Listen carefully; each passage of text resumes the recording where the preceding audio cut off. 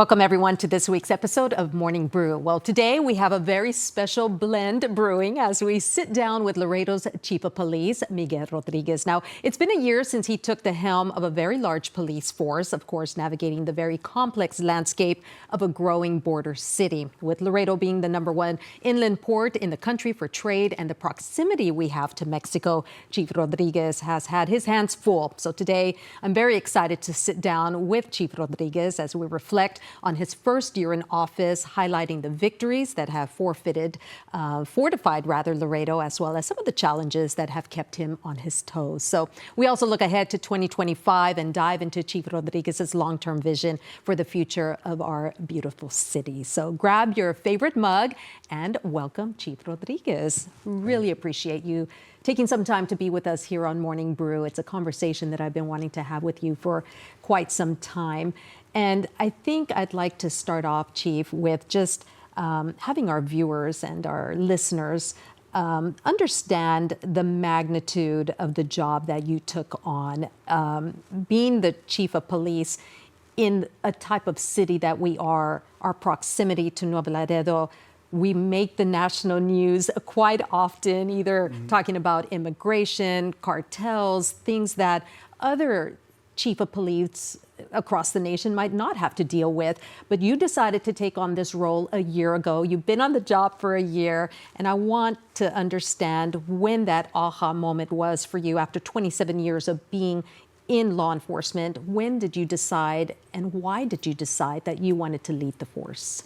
Well, thank you for having me. First and foremost, thank you for having me in your show. I think, a lot of people do listen to your show, and I think it's very exciting to be here today because, I think it's important for the public to know the direction of the police department. And I'll start off with, answering your first question. And I think the aha moment that we're talking about, it happened while the transition happened between when Chief Trevino left, and I was there with an interim chief. And I think during the times that I was a deputy chief and an assistant chief, there was things that I wanted to change, but couldn't happen because I was not the chief. Mm-hmm. So a lot of those things, happened and during my tenure as deputy chief and assistant chief, and looking at the scope of what it was, we tend to just pull back and say, okay, what is the chief's direction, right? We wait for him to lead and see where he wants to take us. And so looking at when I was there and I was thinking about retirement and see what I was going to do, I was already at that place where, I think I'm ready to retire. I've been here for a long time. I think I'm ready.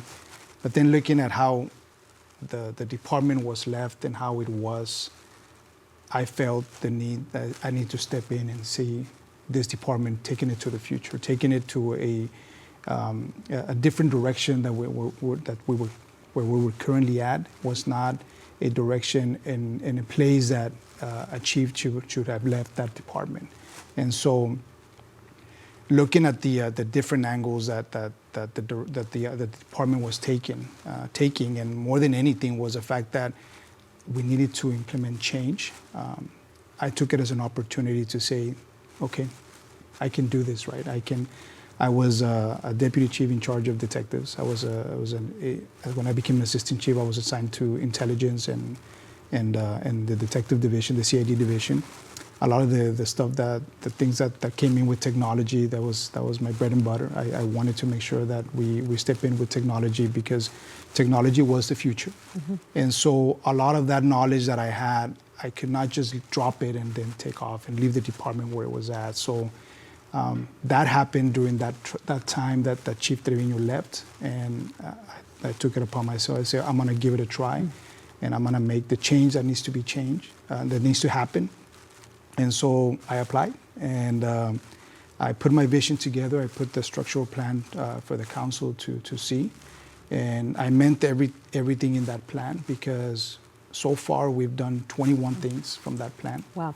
Did it ever cross your mind? I'm a lifelong Laredoan. I've got kids that grew up here. My parents, my mom, and family members, as other 249,000 people here in Laredo. Did it ever cross your mind that the weight of the safety of the community and the residents would fall on your shoulders. Did that ever worry you? I mean, you sleep at night, you know, how do you do that? Well, I can tell you as an assistant chief, you know, I had already taken that work upon myself, and I think the one thing that really happens on a daily basis in Laredo PD and in any law enforcement agency in the border is that you have to be on top of every action that happens, whether it's within the city or our next door neighbors. And so a lot of it had to do with that, right? So how can we manage, how can we prevent things from happening? I was already doing that as an assistant chief. And so I got used to, you know, the late night calls. I got used to, you know, the late night calls where we need to go into and make sure that we pick up this subject, right? Because it's a threat. And so that motion was already happening in my career. And so, you know, we have great people working for us. I was going to say, you would have to surround yourself Yes. with a good team for you to be comfortable knowing that you can take on this responsibility. Yes, because now I have to leave that part to somebody else to make sure that they help me and assist me in doing those things, right? So looking at the entire organization, Laredo PD is a great organization. You know, I love the department, and that is the one thing that pushed me to apply. I love the department. I love the people that work for the department, and more than anything is the fact that everybody wants to do something to better the community. And I think at this point, you know, the fact that I've surrounded myself with good chiefs, that we've promoted very good captains, and the lieutenants that have risen up to be that lieutenant, it's just worked phenomenally. The department right now is very healthy, and we've pretty much put together a plan where we're ready for the future. And so we've got a lot of things happening at this point where, you know, we just got 25 cops awarded. So with that, what are we going to do with that, right? We have a plan. We're going to be dividing the south and the east side of the city together with Mines Road to make sure that we provide that service to the community in those areas, because we've grown so fast that we cannot attend to it.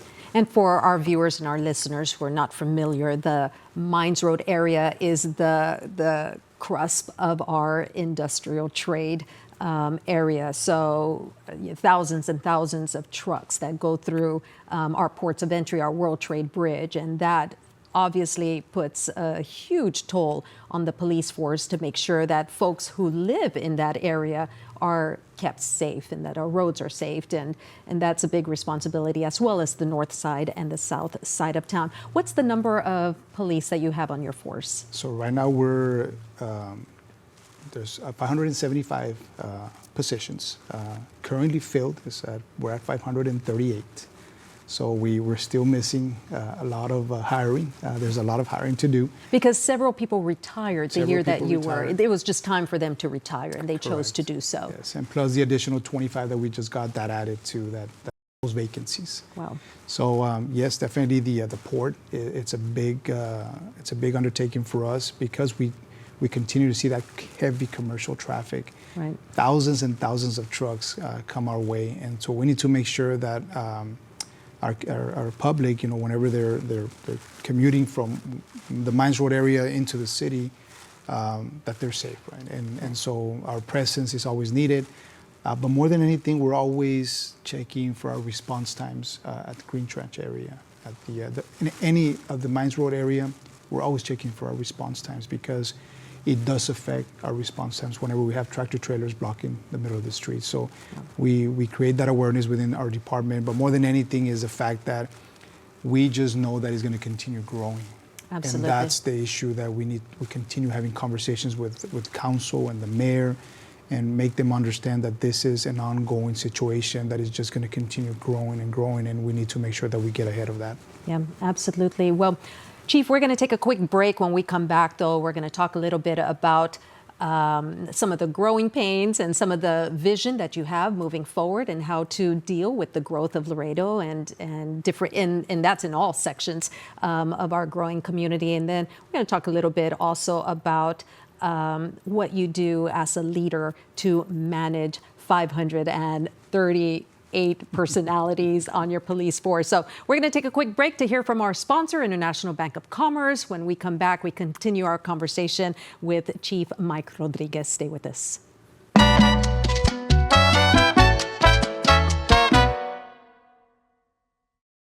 Why pay a monthly fee? Free checking at IBC.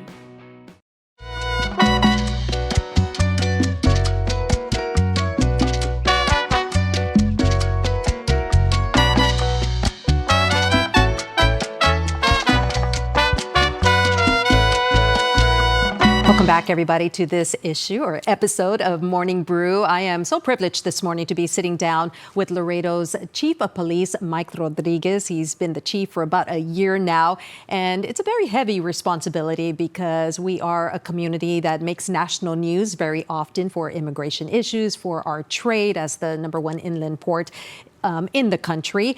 And our proximity to Mexico, Nuevo Laredo, our sister city, also puts us in a very distinct category where our chief of police not only has the weight of protecting Laredoans, where we number we're above 250,000 folks, but we also have the folks who come in from Mexico, which, those folks, if they're in Laredo, they also fall within the confinements of being protected by the chief of police. So with that, thank you once again, Chief Mike, for joining us on Morning Brew. Before we took a break, we were just talking a little bit about the reasons and the aha moment that you had when you decided to take on this responsibility. I'd like to talk a little bit about what you've seen in the growth and how this has allowed you to go to City Council and tell City Council what the police force's needs are moving into the future. I know you've been very vocal about the growth and things that you need to protect the city. Yes, and we go back to that aha moment where I say there's a need to evolve, right, to make sure that we're ready for the future. And so yes, the growth is something that we're always looking at. I think we just had a conversation last week about the growth in South Laredo and West Laredo.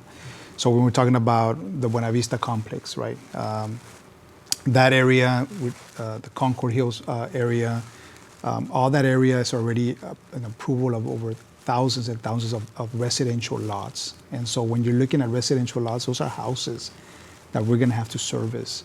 And so when we're looking at streets and how to get there as fast as possible, we have to do that beforehand and making sure that we have the adequate, police officers to be able to respond the average time that we respond to priority 1s, 2, and 3s. So looking at the growth of the city, this is why I'm constantly advising council that we need to make sure that we continue to invest in our police department, because it's creeping up on us when we're talking about what can we change. We can change everything, but what we cannot do is continue to be from the need of having to need 614 officers, and we're still at 575. How can we get there as fast as possible? It's going to take some time, so we need to plan now to make sure that we catch up. The change can happen, and we can become more efficient by tweaking things, but how can we get to 615 faster, right? So, but the way to do it is we need to think about it now. The other thing is our headquarters. We've run out of space. I have captains right now in closets that we just remove everything and just made it an office for them so they can operate efficiently. But when we moved into that police station, we were 230 officers. Wow. Quite now we're 575. So less than half. Yes. Wow. Our 911 communications are our most important part of police is our 911 comms. That's where the public calls in the call and we respond. We're still in the same small space as we were back in 1996. How can we get better at policing? How can we get better at responding when we don't even invest in our communication area? So all those things have been conveyed. We've been having conversations about them, and right now we're putting Band-Aids here and there to make sure that we keep up with the pace. But those are things that when I came in, and again, talking about that aha moment, right, is like we need to change. Mm-hmm. We need to make sure that we go to the next step, right? And that is to make sure that, one, we still operate with one channel for the entire police force during a shift. That's one communication technician answering 100 and 200 officers at one point. During the days, you got detectives, you got the special operation guys. You're talking about maybe 400 people and one communication technician. Wow. So those things have to change. We now need, per sector, we need a channel to make sure that we address those calls and making sure that those officers are being taken care of. A lot of those things come into play. So looking at all that, those are the things that when we're talking about growth, we need to look at those things to make sure that we're ready for the future and the future growth of this city. Wow. This seems like things that keep you up at night, Yes. you know, just thinking about the different aspects and the different areas of where you need to grow as a force. So what is the solution for this? What is your vision to try to I don't want to say the word fix, but just address the challenges? Well, we've been back and forth as to how can we do it, right? And one of the things that I've said is a police officer is very expensive. To train somebody and put him out in the street is just extremely expensive. A patrol car now is costing us anywhere from $90,000 to $100,000, when before it used to cost $27,000. Wow. So the price tag that comes with this growth is very, very high. And so one of the things that we're doing now, we just finished with our bond referendum committee. We presented our need, and the committee agreed that there is a need for this. It's not a want, it's not a wish list, it's just this is what we need to make sure that we're prepared for the future. So looking at what the need is, we need a new police headquarters. We definitely need to expand our 911 communications. And what we want to do there, we want to put together the ISDs, the Laredo ISD and the UISD communication division together with our communication division. Why? Because it gets away from the miscommunication, the misinformation that happens whenever there's a threat to life to schools. Putting them together, and I'm even inviting at this point, putting a regional 911 center where the sheriff's department is there, your ISDs are there, your constables are there, everybody in one section, so that there's never a miscommunication flaw. So Everyone on the same page. Everybody on the same page, and the response, everybody knows what we're responding to. So putting that together is a need at this point, but more than anything is also the need to have easy access to our police headquarters and also our sector stations. And what I mean by sector stations is right now, if you want to get a police report, you have to go all the way to the police department, request your police report, sign off on it, and wait there till they can get it for you. Well, me and you both have a car. What happens to the people that don't have a car? What happens to the people that, and the persons that need a bus trip to the police station to get a police report? We need to get away from that. We need to make sure we go back to the neighborhoods. We need to make sure that we put our sector stations, easy access to the south, easy access to central, and easy access to North Laredo. Why? Because it's just easier and make it this. We're about service, and right now we're just not good at it because of our current infrastructure. So if we want to provide that service that the public desires, and more than anything is that the public deserves, is we're going to have to get closer to them. And not only that, but the presence to make sure that we operate more efficiently. Imagine an officer responding to going on duty in their sector, and from there launching, going on duty. It's easier than going all the way to headquarters, getting their patrol cars, coming all the way back to the south, and start patrolling. It takes away 45 minutes, and then takes another 45 minutes when they're going off duty. Wow. It doesn't work. The system that we're currently in does not work. We're very inefficient. And what we're asking for is to become more efficient, to be more serviceable to the public, and making sure that we're prepared for the future. And I think it goes back to what you said, Chief Mike, about being in an infrastructure from the late 90s that has not grown where we're at right now in 2024. So they're just, you're living in a very antiquated, if I understand you correctly, just Yes. back then when you were a much smaller police force. So lots of challenges and lots of potential for some great things to happen in the future. And on that note, Chief, we're going to take another quick break to hear from our sponsors. When we come back, we're going to continue talking with Chief Mike as to what his plans are for the future. And also want to touch a little bit on the role of a police officer and how that has changed as well with the infusion of technology, with partnerships, and with just the message that police want in general to send out to the community. So stay with us. Don't go anywhere. We will be right back with Chief Mike Rodriguez.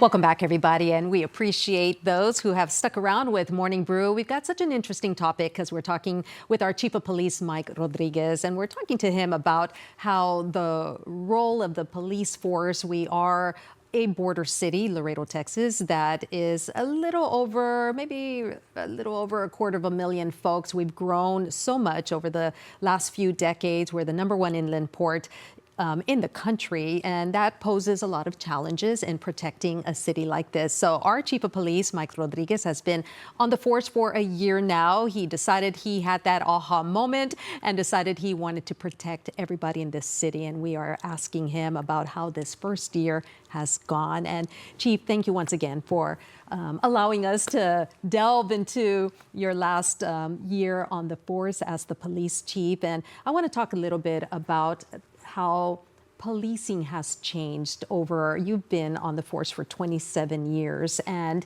the role of technology has made policing different, better. And I'd like to talk a little bit about how that has changed your role as a police chief.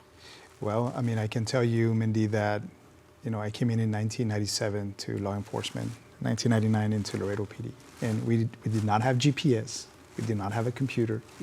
Everything was, you had that work ethic to make sure that you go from call to call. The only thing you had was a radio.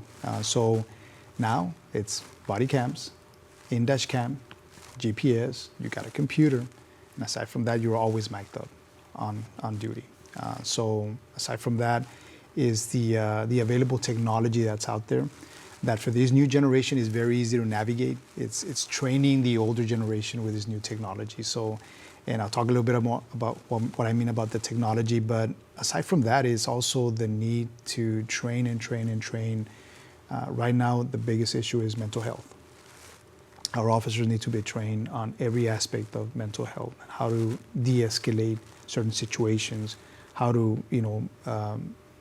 identify if there's a person in crisis, before we engage him in any type of use of force, to make sure that we understand where the person is coming from. We're also, in those situations with domestic violence, right? Domestic violence, it's a big part of our daily duties because we get them every day. And so to be that counselor, to be that person that's going to guide either a female or a male through the process, and to make sure that they get the help, and to be compassionate. So you sometimes have an officer that's just coming out from a call that is very high risk to a call where you have to be compassionate about a situation that a family is going through. It takes a toll on the officers, right? So we have to make sure that we train them, but not only that, but care for them after the fact. And so we're very big on the fitness and wellness part of it, because it plays a big role as to how an officer is always going to be ready for that duty that they have and that mission that they have. So very big on changing that dynamic of policing, where we're now instilling on them, you have to make sure that you exercise, you have to make sure that you eat well.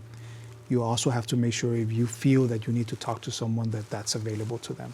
And so those things have changed drastically because back in the day, there was none of that. You know, Mental health was it up. never even discussed back in the day, especially with law enforcement. Yeah, absolutely. And now, Tough it up.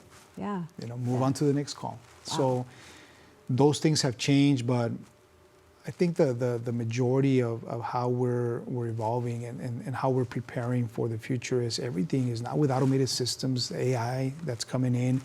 We're now, you know, Austin is even trying out an AI component to receiving calls at the 911 center. So we're preparing ourselves. We just made a lieutenant, a commander in charge of all those things, research and development and new technology, what's coming in as far as automated systems, support systems for policing. All that is the current fix to the current problem that we have right now. We talked about the need of infrastructure. That eventually is going to come, but that's long term. How can we protect the city right now? Technology. It's going to be a force multiplier in many areas of the city. And we've invested so far through grants. We've been very lucky that our governor has been very generous with us. Through our Motor Vehicle Crime Prevention Authority, we were granted almost $6 million in technology, and that is to make the city safer. So now we're going to have license plate readers. We're going to have cameras in certain spots of the city, and we've been taking it a little bit more into getting into the ISDs.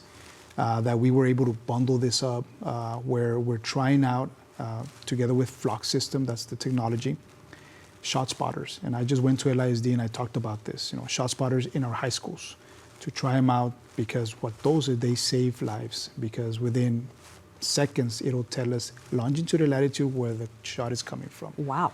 Within the high schools that in our city. So all the high schools right now are covered. We're missing an MOU here and there from USD, but they're already covered.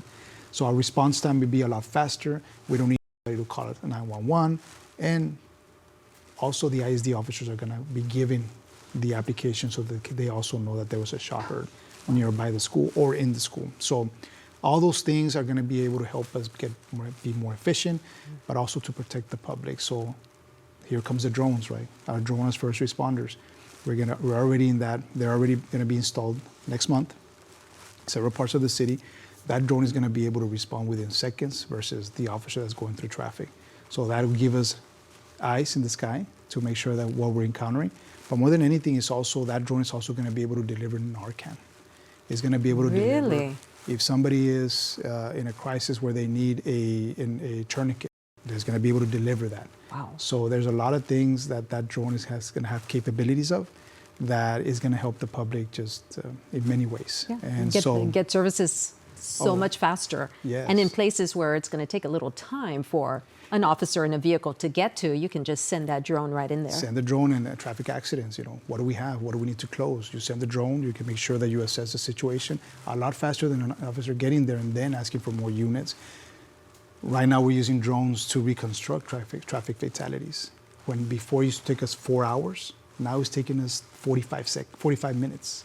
It's a big difference in technology. So we're more efficient, we pick up and go, and we go to the next one, right? So how is this gonna help us? Is just make the patrol officers be out there a lot more.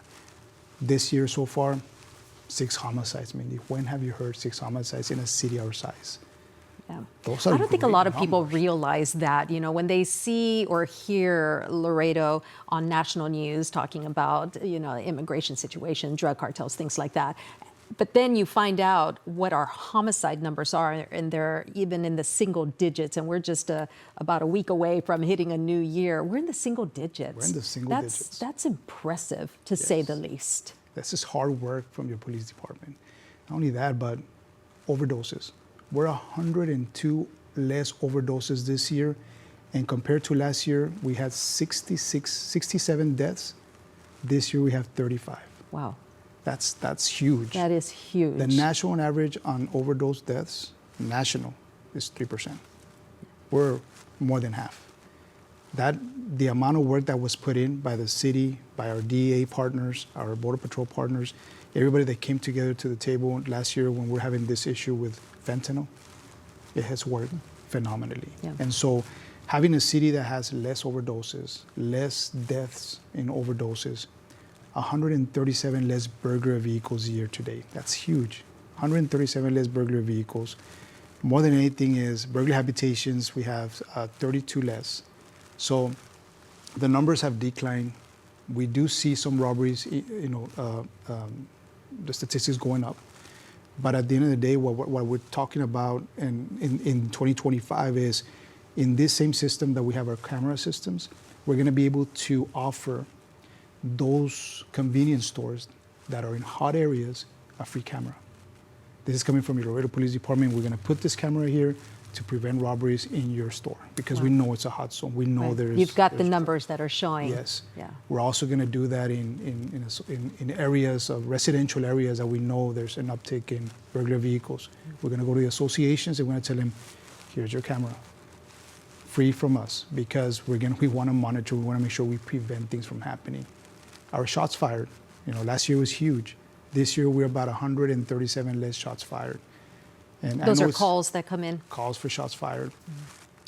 But the best thing that I can tell you is that in every case that we get for aggravated robbery, aggravated assault, shots fired, homicides, we're 100% clearance. We get the bad guy. That is huge. You tell me right now what police department has that, where they have 100% clearance in homicides, where they have 100% clearances in the in aggravated assaults and aggravated robberies. Tell me. Yeah. And those are things that I'm just extremely proud of our department. I tell you, the organization is a great organization, and there's just people that just want to make sure that we continue being a safe city. And I think that a lot of people base themselves, and I'll give you an example. The Wallet Hub research that came up, and we're the safest city in Texas, right? And I always tell my command staff, don't focus on that. Focus on the feeling from the public.